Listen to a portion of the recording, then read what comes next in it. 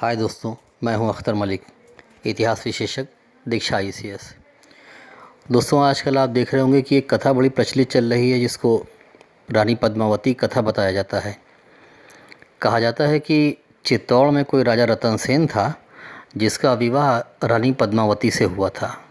कौन थी पद्मावती और कहाँ से आई इसकी ये कथा? दोस्तों, मध्यकाल में एक सूफ़ी कवि थे मलिक मोहम्मद जायसी। जायसी रायबरेली के पास एक गांव जायस के रहने वाले थे। हालांकि कुछ लोग ये भी कहते हैं कि ये जौनपुर के रहने वाले थे। जायसी ने 1541 ईस्वी में अपना ये ग्रंथ लिखा था पद्मावत। इसी में इन्होंने रानी पद्मावती की कथा बताई है और 1303 ईस्वी में अलाउद्दीन की चित्तौड़ विजय का उल्लेख किया है। यानी कि अलाउद्दीन की चित्तौड़ विजय के 238 साल बाद मलिक मोहम्मद जायसी ने अपने इस ग्रंथ में रानी पद्मावती की चर्चा की है। क्या है ये कथा? कथा दोस्तों यहाँ से स्टार्ट होती है कि श्रीलंका के एक राजा की कथा है जिसकी बेटी पद्मावती बताई गई है और उसके पास में एक तोता था। तोता पद्मावती की सुंदरता को जानता था, लेकिन किन्हीं परिस्थितियों में तोता वहाँ से निकलता है, बेच दिया जाता है। उसको एक ब्राह्मण ख़रीद लेता है, चित्तौड़ में लाकर राजा रतन सेन को बेच देता है। रतन सेन, जिसकी एक रानी नागवती पहले से अपने को बहुत सुंदर समझती है, लेकिन तोता कहता है कि उससे भी सुंदर एक रानी है पद्मावती। रानी कोशिश करती है कि तोते को मार दें, लेकिन तोता जो है किसी तरह बच जाता है। वो जिसको मारने के लिए कहती है वो उसको मारती नहीं। तोता बच जाता है और वो रतन सेन के सामने लाया जाता है। तो तोता वहाँ पर पूरी बात पद्मावती के बारे में बताया जाता है। अब रतन सेन जो है वो भिक्षु बनकर पद्मावती को प्राप्त करने के लिए निकल पड़ता है। अपने साथ 16,000 जोगियों को भी ले जाता है। किसी तरह सिंघल द्वीप पहुंचता है। सिंघल द्वीप पहुंचने के बाद महादेव के मंदिर में पद्मावती को आना था। वो आती है, लेकिन उसको देखकर रतन सेन बेहोश हो जाता है। फिर किसी तरह तोता पद्मावती को सारी बातें बताता है रतन सेन के बारे में। दोनों का प्रेम होता है, लेकिन श्रीलंका का राजा इस बात के लिए तैयार नहीं होता। तो रतन सेन जो है वो अपने जोगियों के साथ श्रीलंका के राजा पे चढ़ाई बोल देता है। श्रीलंका का राजा भी अपने सैनिकों को इकट्ठा कर लेता है और रतन सेन के जोगियों को कैद कर लेता है।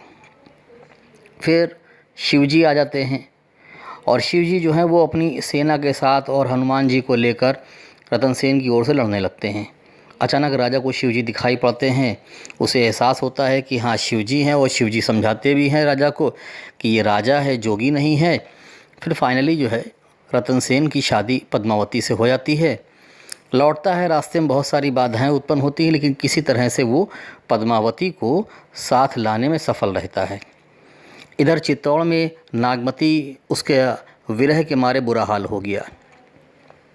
वो सारे पक्षियों से कह रही थी कि मेरे पति को बुला के लाओ। कौवे से कह रही थी कि उनसे कहना कि वो विरहिणी तुम्हारे विरह में जल मरी, उसी का धुआं लगा, हम काले हो गए।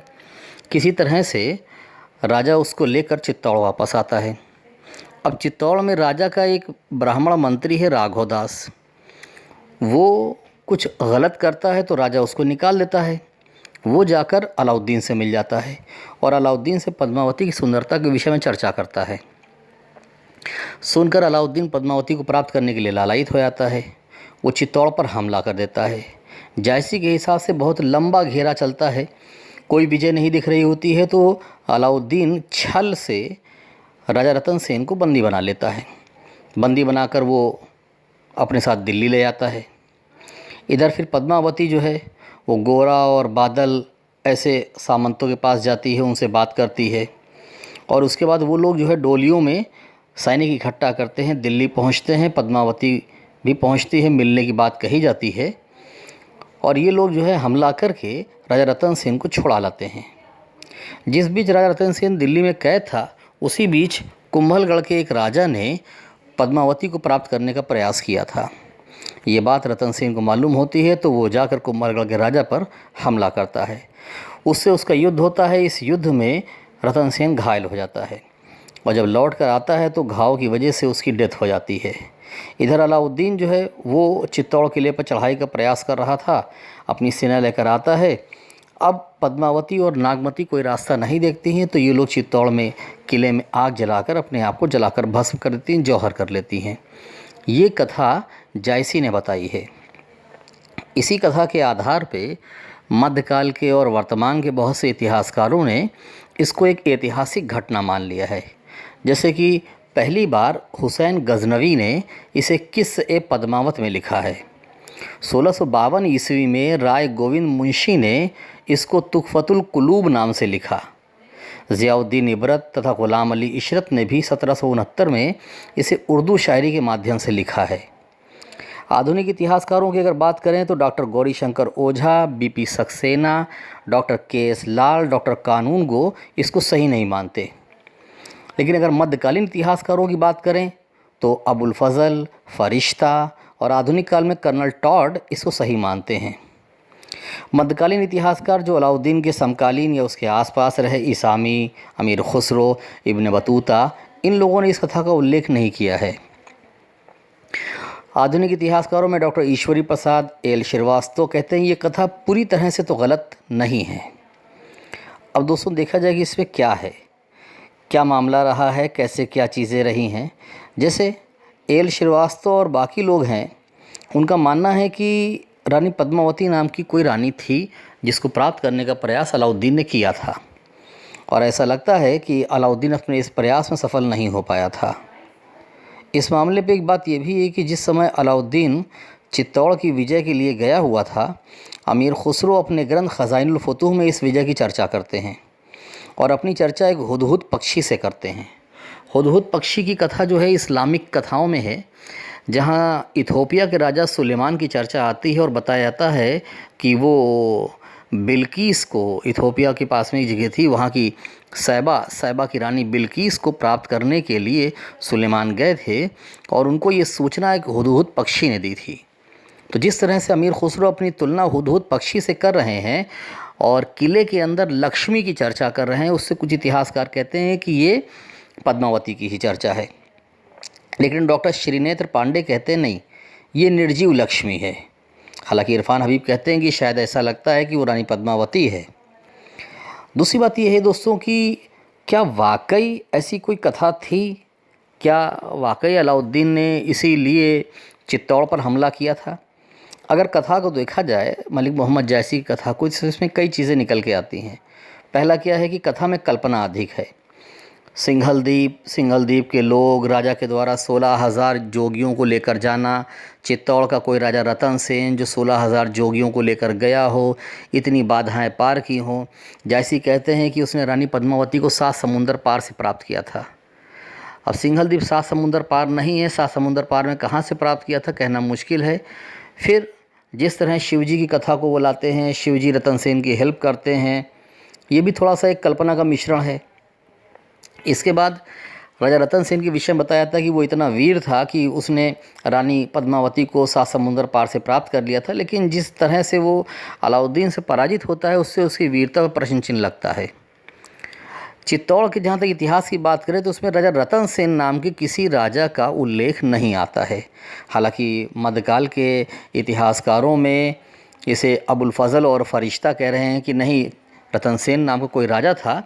लेकिन आधुनिक इतिहासकारों को रतन सेन नाम का कोई राजा नहीं मिला। जैसी कहते हैं कि अलाउद्दीन को चित्तौड़ जीतने में 8 साल लग गए थे। ऐतिहासिक रूप से अलाउद्दीन को 8 साल कहीं नहीं लगे। चित्तौड़ जीतने में कुछ महीने लगे थे, 5 या 6 महीने लगे थे मुश्किल से, 8 साल तो कहीं नहीं लगे थे। फिर भी ये कथा कहाँ से आ गई? तो इस विषय में दोस्तों अगर देखा जाए तो जैसी एक सूफ़ी थे और उनका उद्देश्य था एक सूफ़ी कथानक को प्रस्तुत करना। आचार्य रामचंद्र शुक्ल कहते हैं कि सिंघलदीप की जो चर्चा हो रही है, सिंघलदीप के लोग जो काले कलूटे होते हैं, वो व्यंग्यात्मक पूर्वक कहते हैं काले कलूटे होते हैं, उसमें पद्मावती इतनी सुंदर कैसे हो सकती है। वो ये भी कहते हैं कि ये गोरखपंथी साधुओं की परिकल्पना है।